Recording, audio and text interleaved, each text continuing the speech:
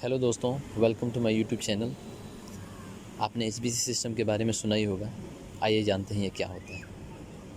HBC का full form होता है हीटिंग, वेंटिलेशन और एयर कंडीशनिंग। यह एक सिस्टम होता है जो रूम के टेम्परेचर, ह्यूमिडिटी और प्रेशर को कंट्रोल करता है, जिससे हमें कंफर्ट मिलता है और हम कंफर्टेबल फील करते हैं।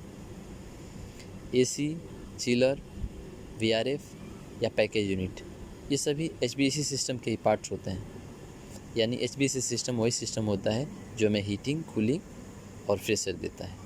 दोस्तों, एचबीसी के और सिंपल एक्सप्लेनेशन के लिए आप हमारे इस यूट्यूब चैनल को लाइक, शेयर, सब्सक्राइब करना ना भूलिए।